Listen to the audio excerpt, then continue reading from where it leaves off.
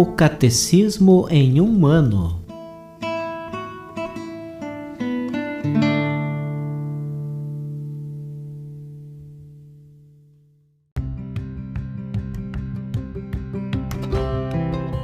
Olá, eu sou Antônio, seminarista da Diocese de Ponta Grossa, no Paraná. Você está ouvindo o podcast O Catecismo em um ano. Vamos ler todo o Catecismo da Igreja Católica ao longo de 365 episódios. Estamos utilizando a tradução em português apresentada pela CNBB em 2013, baseada na edição típica em latim. Baixe o plano de leitura por meio de um link que você encontra na página do Instagram, @o Catecismo em um ano, ou na descrição deste podcast.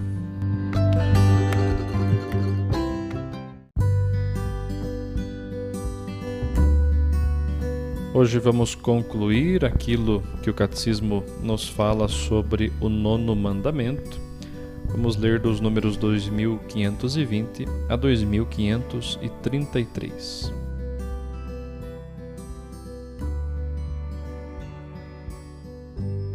A luta pela pureza. O batismo confere àquele que o recebe a graça da purificação de todos os pecados.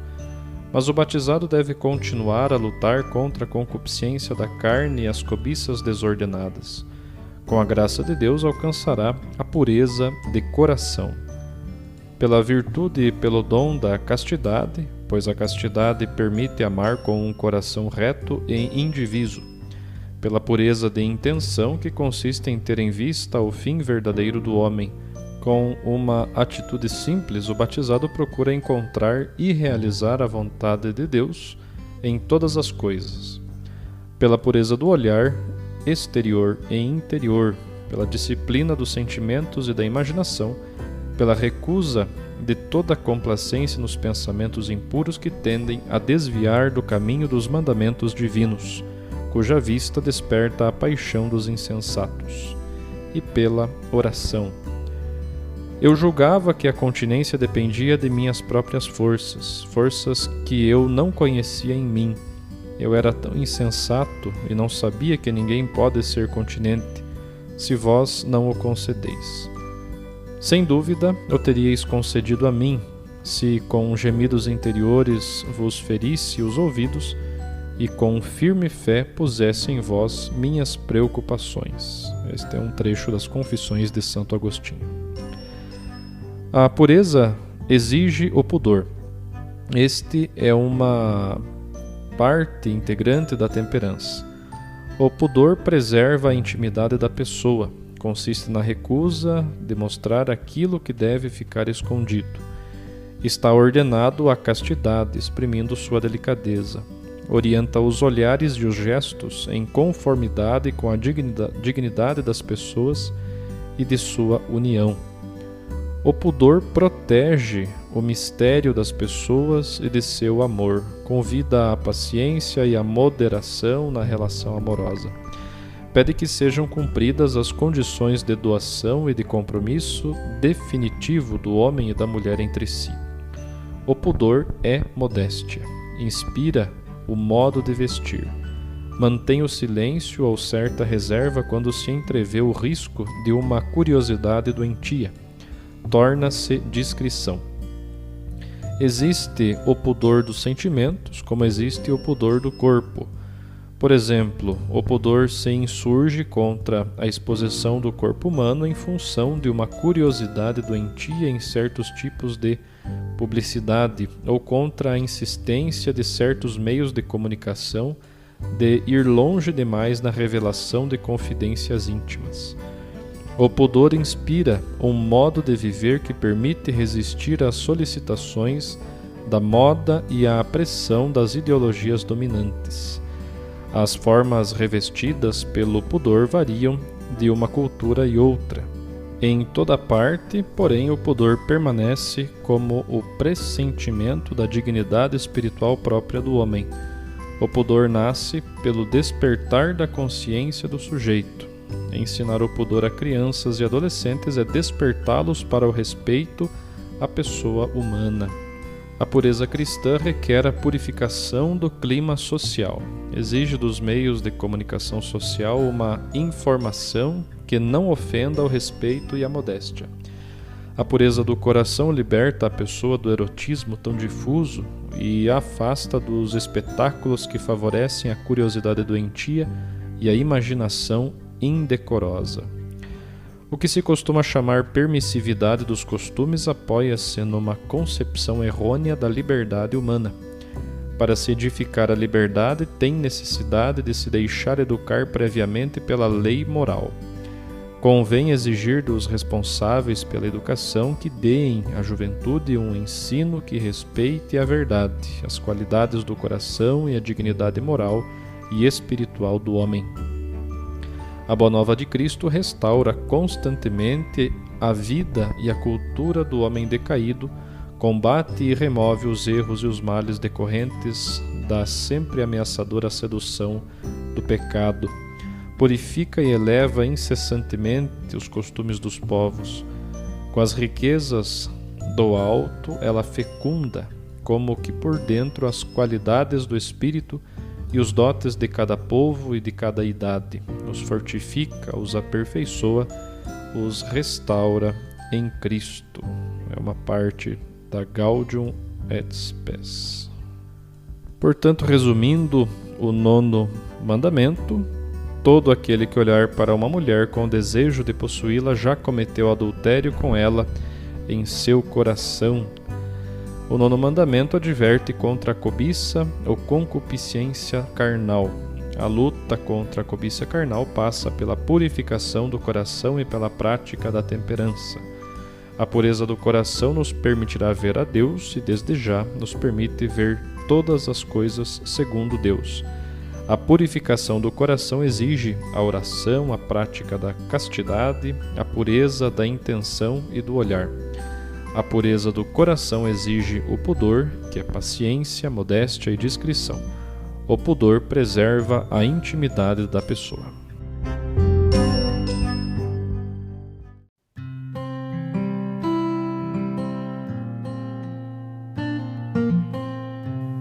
Hoje vamos ouvir as palavras de São João Paulo II, proferidas em 10 de setembro de 1980, numa audiência de quarta-feira.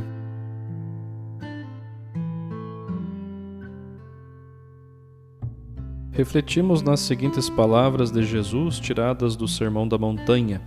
Todo aquele que olha para uma mulher desejando-a já cometeu adultério com ela no seu coração, tornou-a já adúltera no seu coração.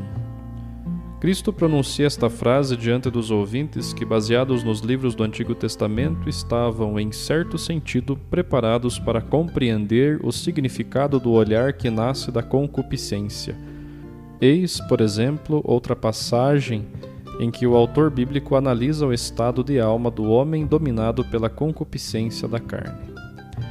Uma paixão ardente como fogo aceso não se acalmará antes de devorar alguma coisa. O homem que abusa de seu próprio corpo não terá sossego enquanto não o devorar uma fogueira.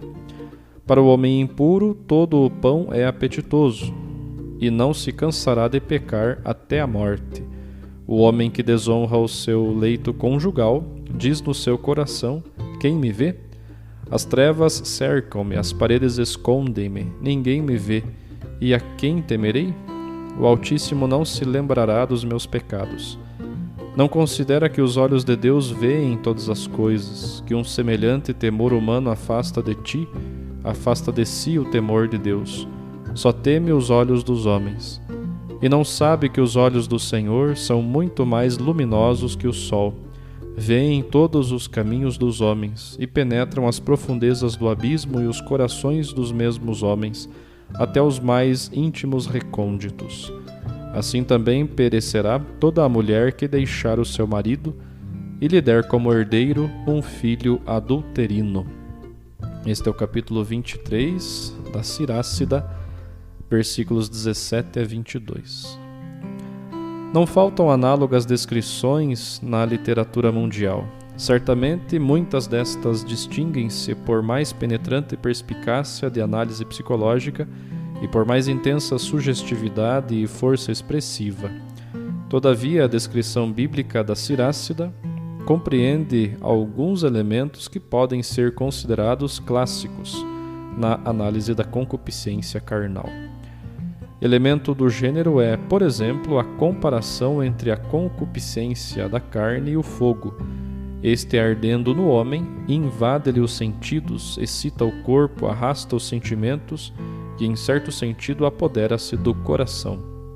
De tal paixão, originada pela concupiscência carnal, sufoca no coração a voz mais profunda da consciência, o sentido da responsabilidade diante de Deus. E isto, por sinal, é especialmente posto em evidência no texto bíblico recém-citado. Persiste, por outro lado, o pudor externo a respeito dos homens, ou antes uma aparência de pudicícia, que se manifesta como temor das consequências mais do que do mal em si mesmo. Sufocando a voz da consciência, a paixão leva consigo inquietação do corpo e dos sentidos. É a inquietação do homem exterior. Quando o homem interior for reduzido ao silêncio, a paixão, depois de obter, por assim dizer, liberdade de ação, manifesta-se com insistente tendência para a satisfação dos sentidos e do corpo. Tal satisfação, segundo o critério do homem dominado pela paixão, deverá extinguir o fogo, mas pelo contrário, ela não atinge as fontes da paz interior e limita-se a tocar o nível mais exterior do indivíduo humano. E aqui, o autor bíblico justamente verifica que o homem cuja vontade está empenhada em satisfazer os sentidos não encontra sossego, nem se encontra a si mesmo, mas pelo contrário consome-se. A paixão procura satisfazer-se. Por isso embota a atividade reflexiva e desatende a voz da consciência. Assim, sem ter em si qualquer princípio de indestrutibilidade, extenua-se. É-lhe connatural o dinamismo do uso que tende a esgotar-se. É verdade que, estando a paixão inserida no conjunto das mais profundas energias do espírito, pode tornar-se força criadora. Em tal caso, porém, deve sofrer uma transformação radical. Se, pelo contrário, sufoca as forças mais profundas do coração e da consciência, como acontece na narrativa da Cirácida, capítulo 23, 17 a 22, consome-se de modo mais indireto, nela se consome o homem que é sua presa. Quando Cristo, no Sermão da Montanha, fala do homem que deseja, que olha com desejo, pode presumir-se que tem diante dos olhos também as imagens conhecidas daqueles que o ouvem usando a tradição sapiencial. Todavia, contemporaneamente, refere-se a cada homem que, baseado na própria experiência interior, sabe o que significa desejar, olhar com desejo. O mestre não analisa tal experiência nem a descreve, como fizera, por exemplo, o Cirácide. Parece pressupor, diria eu, suficiente conhecimento daquele fato interior para o qual chama a atenção dos ouvintes presentes e potenciais. É possível que algum deles não saiba do que se trata? Se realmente nada soubesse, o conteúdo das palavras de Cristo não lhe diria respeito, nem qualquer análise ou descrição seria capaz de o esclarecer. Se pelo contrário souber, trata-se de fato, em tal caso, de uma ciência de todo o interior, intrínseca ao coração e à consciência, compreenderá imediatamente quando as sobreditas palavras a ele se refiram. Cristo, portanto, não descreve nem analisa o que forma a experiência do desejar, a experiência da concupiscência da carne. Tem-se mesmo a impressão de ele não penetrar nesta experiência em toda a amplitude de seu interior dinamismo, como acontece, por exemplo, no texto citado da Cirácida, mas antes no limiar dela. O desejo não se transformou ainda numa ação exterior, ainda não se tornou o ato do corpo.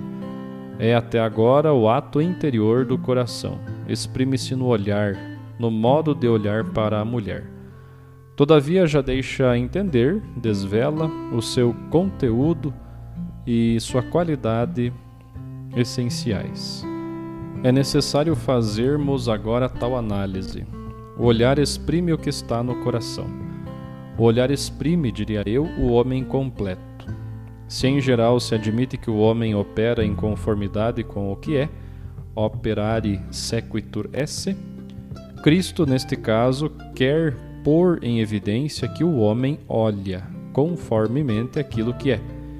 Intuere sequitur esse. Em certo sentido, o homem, através do olhar, revela-se exteriormente aos outros.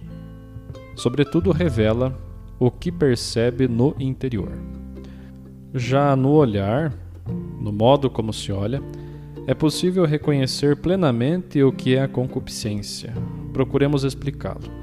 Desejar, olhar com desejo, indica uma experiência do valor do corpo, em que o seu significado esponsal cessa de ser tal precisamente por causa da concupiscência.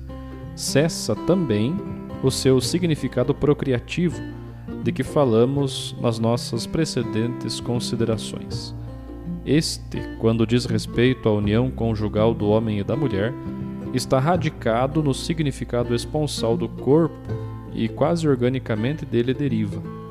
Ora, o homem desejando, olhando para desejar, como lemos em Mateus 5, 27 e 28, experimenta de modo mais ou menos explícito o desapego daquele significado do corpo que, segundo já observávamos nas nossas reflexões, está na base da comunhão das pessoas, seja fora do matrimônio, seja de modo particular quando o homem e a mulher são chamados a constituir a união no corpo, como proclama o Evangelho do Princípio, no clássico texto do Gênesis, capítulo 2, versículo 24. A experiência do significado esponsal do corpo está subordinada, de modo particular, à chamada sacramental, mas não se limita a ela. Tal significado qualifica a liberdade do dom, que, segundo veremos com maior precisão nos seguintes análises, pode realizar-se não só no matrimônio, mas também de modo diverso. Cristo diz: todo aquele que olha para uma mulher para desejar, isto é, quem olha com concupiscência, já cometeu adultério com ela no seu coração, torna-a já adúltera no seu coração. Não quer acaso ele dizer com isto que precisamente a concupiscência, como o adultério, é desapego interior do significado esponsal do corpo? Não quer mandar os seus ouvintes para as experiências interiores que têm desse desapego? Não é acaso por isto que o define adultério cometido no coração?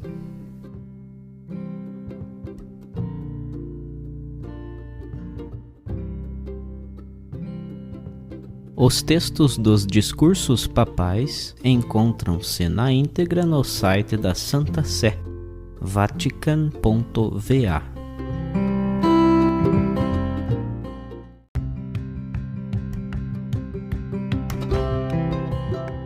Você acaba de ouvir mais um episódio do podcast O Catecismo em um Ano. Continue nesse bom propósito de aprofundar o conhecimento e a vivência da fé católica e procure participar da sua comunidade. Rezemos por todos que estão fazendo esse caminho de leitura do Catecismo. Até amanhã!